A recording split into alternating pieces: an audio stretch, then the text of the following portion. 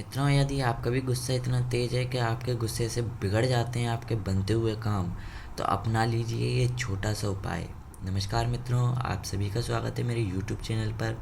आज मैं फिर लेकर आया हूँ नया वीडियो नए कंटेंट के साथ। मित्रों, यदि आपके जीवन में गुस्से का प्रकोप इतना बढ़ गया है, राहु इतना ज़िंदगी में बढ़ गया है कि आपका गुस्सा हाई लेवल का रहता है, जो आपका क्रोध होता है वो काफ़ी बढ़ोतरी पाता जा रहा है, आपकी ज़िंदगी में सुख नहीं है, गुस्सा इतना आता है कि जो आपके बनते हुए काम भी होते हैं वो बिगड़ जाते हैं।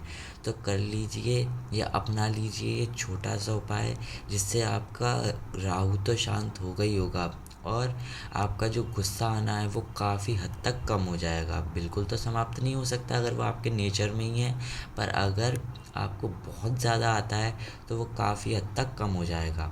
तो बिना किसी बात के देरी करे जानते हैं कि क्या है इस उपाय में और कैसे करना है। तो मित्रों, इस उपाय को करने के लिए आपको किसी भी सुगंधित परफ्यूम की बोतल ले लेनी है। परफ्यूम माइल्ड खुशबू को होना चाहिए, धीमी खुशबू को होना चाहिए, बहुत हार्श या तेज़ खुशबू का नहीं होना चाहिए। जो व्यक्ति, जो इंसान, जो मनुष्य तेज खुशबू का इत्र लगाता है उससे उसका स्वभाव भी पता चलता है। जो इंसान तेज खुशबू का इत्र या परफ्यूम या सेंट अपनी बॉडी पर लगाता है उस इंसान का माइंड हमेशा पैसे को अट्रैक्ट करने में रहता है। वो इंसान चाहता है कि हमेशा मेरी ही बात माने, हमेशा दुनिया में मेरा ही राज हो। लेकिन इसके विपरीत जो इंसान माइल्ड खुशबू का इत्र लगाता है या परफ्यूम या सेंट लगाता है उसका स्वभाव ऐसा होता है कि उसकी ज़िंदगी में सुख आना शुरू हो जाता है, मन शांत रहता है और उसका काम अपने काम से रहता है, दूसरे के काम में उसका टांग अड़ाने का मन नहीं होता। तो दोनों परफ्यूमों को या इत्रों को लेकर मैंने आपको मनुष्य से रिलेटेड कुछ स्वभाव भी बता दिए हैं। तो आइए जानते हैं कि आपको इस उपाय को कैसे करना है जिससे आपका क्रोध शांत हो जाए। एक परफ्यूम या इत्र की बोतल आपको ले लेनी है जिसकी खुशबू धीमी हो, माइल्ड हो। लेने के बाद किसी भी बरगद के पत्ते को तोड़ लाना है।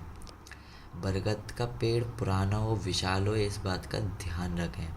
बरगद के पत्ते को तोड़ने के बाद जो पत्ते में से रस निकले, जो सफ़ेद दूध टाइप निकलता है ना, उस रस को, उस दूध को अपने परफ्यूम की बोतल में डाल लें।